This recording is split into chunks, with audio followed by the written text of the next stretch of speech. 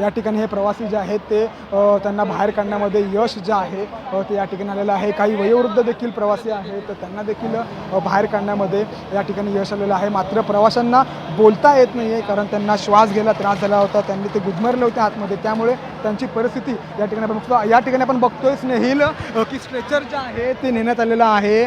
कोणाला दुखापत, कोणी बेशुद्ध पडलेलं आहे का ही अजून माहिती जरी समोर आलेली नाही, तरी आता हे स्ट्रेचर जे आहे ते परत एकदा आणण्यात आलेलं आहे। या काम तो उनको निकालने का काम कैसा कैसा है आपका सामने हो रहा है, तो बराबर तो काम हो रहा है। अभी अंदर कितने लोग हैं? अभी मोर देन 60-65% हो गया, अभी थोड़ा बहुत बाकी है, वो आ जाएगा लिमिट से बाहर।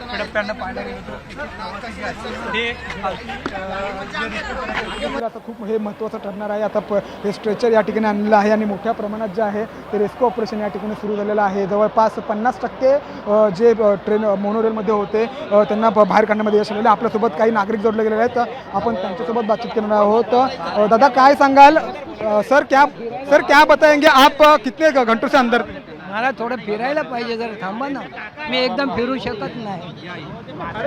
नक्कीच तर हे काही प्रवासी होते, आपण त्यांच्यासोबत बातचीत करण्याचा प्रयत्न केला, मात्र पोलिसांनी मज्जाव केलेला आहे की प्रवाशांना आता काही विचारू नका, त्यांची परिस्थिती जी आहे ती तशी नाही आहे। पण आपण बघू शकतो या ठिकाणी कशा पद्धतीने या ठिकाणी वातावरण जे आहे ते झालेलं आहे। मुंबईतलं सगळ्यात मोठं रेस्क्यू ऑपरेशन या ठिकाणी म्हणावं लागेल, कारण मोठ्या संख्येने मोठ्या प्रमाणात जे आहेत प्रवासी जे आहेत या ठिकाणी अडकलेले होते आणि आता जवळपास 50% प्रवाशांना जे स्नेहिल या मोनोरेलमधून बाहेर काढण्यामध्ये अग्निशमन दलाच्या अधिकाऱ्यांना यश आलेलं आहे। पण आपण बघतोय की अजून अधिक संख्येने जे आहेत ते प्रवासी जे आहेत ते आतमध्ये बसलेले आहेत। ते पुन्हा एकदा स्ट्रेचर 2 स्ट्रेचर या ठिकाणी नेण्यात आलेलं आहेत। काही प्रवासी जे आहेत त्यांना दुखापत झालेलं आहे, काही बेशुद्ध झालेले आहेत, अशी माहिती आता समोर आलेली आहे आणि त्यासाठीच हे स्ट्रेचर जे आहेत ते या ठिकाणी आणण्यात आलेलं आहे। थोड्या वेळापूर्वी एका महिलेला याच स्ट्रेचरवरनं जे आहे ते हॉस्पिटलमध्ये हलवण्यात आलं होतं।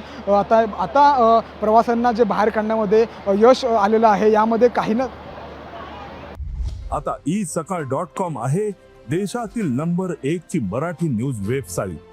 प्रत्येक अपडेटसाठी isakal.com ला नक्की भेट द्या।